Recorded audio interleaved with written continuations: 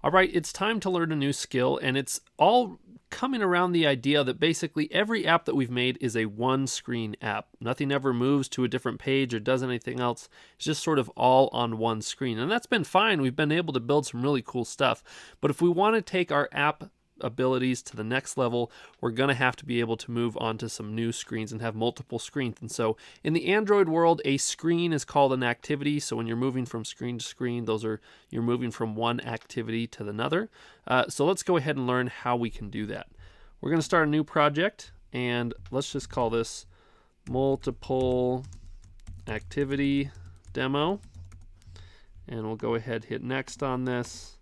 We just want the empty activity to start out with. Now, of course, we're going to show you how you can add your own after this, but yeah, we've got to start at least with a blank one. So we'll go ahead and wait for Android Studio to finish up here. I mean, if you think about it, it's actually quite impressive how much we've been able to do with just staying on one activity. And now once we have this in place, whoo, I mean, the world just really, really opens up here. As far as potential apps that we can do. Okay, so step number one is we've got to go add a new activity to our app. So to do that, go ahead and go up here to File, and you want to go to, oh, there we go. We want to go to New, and we are really waiting on Android Studio here. There we go. File, New. And then we want to come down here to activity. So there's all sorts of different activities that we can add. If you'd like to see them all, I recommend just clicking on gallery here so you can see what your different options are. So we'll go ahead and pick this. Again, all sorts of stuff. Look, there's that cool Google Maps one that we had worked with earlier. Some nice little starting points if you're going to be adding ads, a full screen thing. In our case, we're fine with just an empty activity. So let's go ahead and select that one. Then it's time for you to choose a name for your activity. So typically, the first activity in your app is called the main activity. So I wouldn't recommend naming changing the name of your original activity. That's the one that's already there. But for this one, main 2 is not a good name for your next activity. It should describe what's going on. So in this simple example, we just want to move from one activity to the other. So I'm going to simply call this second activity. I know, pretty weak sauce here, but I just, it should be descriptive of what it is, and having the name main, if it's not the first one, probably not a good idea. So we'll go ahead and hit finish here, as that will add that to our app. So you'll see now we have the main activity, and we also have the second activity. So it's nice that we have 2 of these now. Also, if we go into our resources and the layout, you can see we have layout files for each of these. So that's pretty cool. And let's talk about, so how are we going to make it so that we can move from one activity to the next? So we've got to start paying attention to names here. And let's open up our activity main, and not to be confused with activity second, right? That's for our second activity. So in activity main, we have to have some way to let the user say that they want to move on to the next one. So let's just add a button to our app. It's going to be a really simple button. In fact, let's just right click this puppy and just center it both horizontally and vertically, so that way it'll just be right there in the middle. And we'll change the name to say go to next. All right. And then with this button, let's go ahead and give it an on-click name. We'll say, maybe just call it go to next. That probably seems fine. So I'll copy that text. Once we have that in place, now we have to write the code for when this button is tapped to go to the next activity. So we'll go up here. We've done this a million times. We'll just say public void, and we'll paste in that name, go to next. And now we can run some code whenever that is tapped. So the way to move from one activity to the next is using something called an intent. The intent basically triggers this whole process. Okay, I was in this activity and now I'm moving to the next one. So let me go ahead and type it out, and hopefully you can learn from this example. So we're going to say capital intent. All right, and I'll just call this intent. So this is going to be equal to a new capital intent. Now there's a couple of things that we've got to pass in here. So the first one is the context. So let's just go ahead and say get application context. The next one is the class that you want to move to. So in our case, we want to go to second activity, right? If we go ahead and click on this file, this is a public class called second activity, whereas then the main activity, that class is called main activity. So let's just go ahead and type the name of this one, where it's going to be second activity. And then after second activity, we want to say dot class, because we're saying that's the class that we want to move to. And so we're not going into a specific instance of that class, we're just going to that class. Okay, so that's all it takes to make an intent, but this is only making the intent. This is saying this is what I would want to do, but to actually make it happen, we have to call a separate function where we're going to say start activity, and you can see it's looking for an intent. So if we pass an intent in there, boom, that's going to move us from our first activity to the next. So let's go ahead and hit run on this. Well, my app finally opened up, but I realized I had a big error here. I forgot to, in our go to next function, to put in the view parameter. We'll go ahead and add that in, and that's going to fix our deadly error that we had before. It was funny, I hit the button, and all of a sudden everything just went bad. It exited out of the app. But anyways, we should be good now. All right, so app opened up. Let's go ahead and tap on this button. Look at that.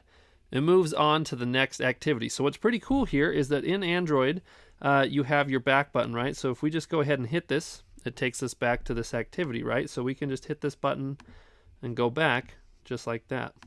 So this now gives me the opportunity to present you a challenge. I want you to make it so that when I open up the app, and my goodness, we lost the app. Where'd it go here? Multiple, there we go. So I want you to make it when you hit this button, goes to the second activity. We've already finished that, but then I want you to add a button to this screen so that when we hit that button, it will automatically take us back to the other screen, okay? So that's my challenge for you. Go ahead, hit pause now. All right, hopefully that went well for you. So it takes a couple of steps here. The first one is to dive into the XML for the visual side of this activity. So pretty cool that we get to see that. We're going to keep it real simple here by just adding a button. And again, just centering this thing horizontally and vertically. And we'll call this maybe go back. All right. And that's probably a good name there, go back. Okay. So then we'll go to our second activity.java. Java, did I say Java the Hutt? .java. There we go. So we're going to say public void go back, in which we take in capital view, and then we'll do lowercase view in our curly brackets. Okay. So there's a couple of ways to handle going back. So one of them, if we just use the knowledge that we had before, where we say capital intent, right, we can do this and say we're going to make a new intent, and we're going to pass in here get application context, and then we'll just write the name of this main activity. So main activity dot class. Boom, we now have an intent, and then we just need to say start activity, and we'll pass in that intent, and that'll do it. Okay, so go ahead and do that. We'll hit run here. All right, we'll get our emulator up here so we can see how this all works.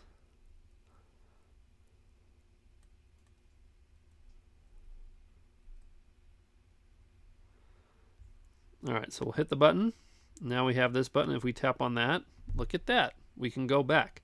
So the one thing that I want you to see here, though, that's a little bit freaky about this is, so let's say I've opened the app, and you might have just seen it here. I hit go to next, then I hit go back, and then I say go to next, and I go back. I mean, we could just do this forever, but when the user hits the back button, you know, it keeps going forward and backwards because we've essentially piled a bunch of intents on top of each other. So eventually it finished up there, but you would hope that if you hit go to next, and then you hit go back, that you would think, oh, if I hit the back button, it will take me back to the Android device's home screen. But no, it takes you back here and takes you back there. So the other possibility, if you're moving backwards, you're not doing an intent forwards. You're simply just saying, hey, go to wherever I was previously. Let me go ahead and just comment this out for a second. You can very simply just go ahead and type finish. Okay. So we'll say finish here. Go ahead and check out this piece of code. Again, this is in the second activity, right? Because we're just saying we want to go backwards. So we hit go to next. And now when I hit go back, it still takes us back to that home screen. But if I hit the back button, well, it just takes us out. So up to you about how you want that functionality to work. I think from a user's perspective, if you're going to be providing a back button, that it's probably best to just go ahead and, well, number one, let the user just use the back button. The devices have a back button for a reason. That's probably the most intuitive for the user. But if you're going to have a button, I would go ahead and use this finish function if you're moving backwards. But of course, if you're going forward, you've got to provide an intent to say where it is that you want to go. Now, a very common thing that people want to do when they move from one activity to another is they want to pass along some information. So let me show you how we can do that. With an intent, you have the ability to add something called an extra that gives a little piece of information, or I guess a bigger piece of information if you want to, that as you're going forward. And you simply just type out the name of your intent. So we called ours intent, kind of boring name. We'll just say intent.put extra.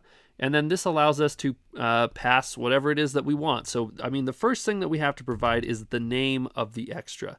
So in this case, let's say I want to pass forward my age. So I'm going to put age inside of here, okay? So that's our first parameter. Then you can see you could pass through a Boolean, byte, char, short, int, long, float, double string. I mean, there's just a gajillion things that you could pass through here. So let's maybe just pass through an int, right? Because we're passing through age. So I'm going to go ahead and pass in 28. That's my age. And now that can be accessed on the second activity. And you might be wondering, how do we get access to that? Well, here inside of our onCreate method, right, this is the function that gets called when our activity opens up the first time. We can get the information by going ahead and typing out. Okay, we want to get the activity. So the first thing that we got to do is we got to get access to the intent. So if you just type get intent, that gives us back the current intent that got us here. So I'll just do capital intent and call that intent and say this is equal to that. Then with this intent object, we can go ahead and grab the extras out of there. So instead of saying put extra, we are going to say get, and then you have to specify what type it is that you want. So if I want an int, I have to say get int extra. If I wanted a string, I would say get string extra. In our case, we want an int, so I'm going to say get int extra. And we have to provide the name of what it is that we're looking for. So I'm going to go ahead and provide a name there. And if we go back, the name that we had used was age. So we'll just do lowercase age in there. And let's put this inside a variable. So I'm going to say int age is equal to this guy right here. Now, when you're working with getting an int extra, you'll notice there's the option here where you have to set the default value. So if that's for some reason, the int didn't come through or whatever, so we'll just go ahead and put 0 for there. But just to confirm that this information came through, let's go ahead and make a toast message. So we'll go ahead and say .make text, and inside of here we'll pass this, and then intent dot, well, we already have access to the age, so then we just have to turn this into a string. So we'll say integer dot toString, and we'll provide age right inside there. Then the last thing that we need to provide is whether it's going to be long or short. So we'll just say capital toast dot length short, and I'll say dot show on the end of this and do the semicolon. Okay, so hopefully we should be able to get the age of 28 to pass through and have that show up in a toast. Let's go ahead and run this on the simulator and make sure that that's the case. So let's go back to the home screen here. App opens up, I say go to next, and look at that, the number 28 passes through. Awesome stuff. Okay, so that brings us to the next part of the lecture here, where I have a little bit of a challenge for you. And simply put, I want it to be a little bit more than just hitting a button and having it show up. I want you to take the concepts that we've learned from being able to pass information and do the following. So I want you to add a list view to your app here in the main activity. So I'm going to go back to the main activity here. Okay, in this main activity, I want you to do a list view of some friends, and when someone taps on one of your friends, it should go to the next activity and it should show a toast message saying whoever you tapped on. right? So list out some friends, make it so when someone taps on one of those, it shows their name in a toast in the next activity. All right, go ahead, hit pause, do that now. All right, so hopefully that went well for you. Of course, in order to do this, we're going to have to start first visually. We're going to get rid of this button, which then means we've got to go back to our main activity. We're getting rid of this whole go to next thing, so we'll go ahead and delete that. Then we'll go back to our main activity, and we need a list view. So we're going to go to our layouts, and, or excuse me, not our layouts. I didn't see a list view there, so there it is, list view. Must be in containers. So we'll go ahead and bring this out. We want it to fill the whole screen. It looks like it's doing pretty good. I might just hit the plus buttons here and just kind of confirm, yeah, that's what we're looking for. I'm going to give this the ID of list view. Very boring, but we're just trying to get to the point here. So here inside of our onCreate, I want to get access to this list view. So I'm going to say list view, and I'll simply call it list view is equal to find view by ID, capital R.ID list view. Okay. So now we have access to our list view. The next thing that we need is an array list of all of our friends. So I'm going to type out array list, and I want this to be an array of strings because it's just going to hold the names. I'm going to call this friends, and I'll say that this is equal to a new array list, which should also be of a bunch of string objects, and we won't put anything in there to start. But then with this, we've got to add some friends inside of there. So I'll say friends.add, and let's go ahead and maybe put our friend Fido in there, and I'll copy. We got to have a little bit of a list of friends. So maybe let's have 4 friends in total. So I have Fido, Sean, Sarah, and Jane. Okay.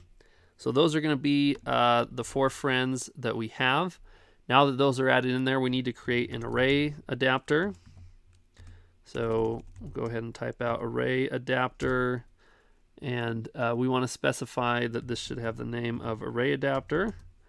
We'll set this equal to a new array adapter, and in here we want to provide this as the context. Then we have to specify, we just want the simple list item, so lowercase Android dot, and then we want capital R dot layout dot, and we just want simple list item 1. There we go. That's a long one to type out, and then we have to provide the array list, so we'll do friends right there. So now we've got this baller array adapter, and then we've got to connect it with the list view. So we'll go ahead and say list view dot set adapter, and we'll go ahead and pass in this array adapter. So that should be able to show a list view of all of our friends, but now this is sort of where the real magic happens. So this is kind of the core of the challenge that I had for you, is when someone taps on one of these friends, we want to be able to do an intent, move on to the next activity. So we're going to set its onClick listener. So we'll say list view dot set on item click listener. So this, we need a new adapter view dot on item click listener, and boom, look at that, it gives us this awesome on item click method. So inside of here we want to create that intent. So again, just capital intent, I'll call this intent, and this is equal to a new intent. Now we've got to go ahead and get the application, do lowercase there, get application context. Next thing that we're looking for inside of here is where is it that we're moving to. So I'm going to say second activity dot class, and boom, we've got an intent. So with this, we want to go ahead and pass forward some information. Remember, we want to pass what friend it is that their name was selected. So we'll take this intent and we'll say put extra, and we have to give it some sort of name, and I'll literally call the name because we're passing the name of a friend. And then we need to pass forward that friend's name. So we can get that from this friends array list. So let's go ahead and type friends.get, and we want to pass in I, because I is whatever the index of whatever friend it is that we're working with here. So we'll go ahead and put a semicolon on that, and once we have the friend inserted as an extra, we just need to go ahead and say start activity, and we'll pass in that intent. Okay. Now, when this goes to the next activity, right now we have the code to say, okay, when we get the onCreate here, we're going to look for this extra called age, and if we get that, we're going to go ahead and show that there, but that's no longer what we want. Instead, what we're looking for is we want a string that we're going to call name, and we're going to say this should be equal to intent.getStringExtra. And remember, we literally provided the name for the name, because that's going to be the name of our friend. So here, inside of our toast, rather than doing this integer conversion, we'll just type name. All right, so let's go ahead and hit run here. This is sort of our big moment of truth. We'll see if we got this working. Okay, we'll open up the emulator here. And here comes the app. So look at that. We've got all our friends listed. Let's tap on Jane. Boom, look at that. We get Jane. Let's go back. Tap on Sean. Oh, it says Sean. I'll hit the back button this time. And then we'll do Sarah. And just to make sure Fido isn't feeling lonely, we'll tap on him as well. All right, we just have one more lecture, one more app to build in this section, and that's going to wrap it up for us as far as learning about maps and geolocation. So this one's a little bit of a hefty one, so let's go ahead and dive headfirst into it right now.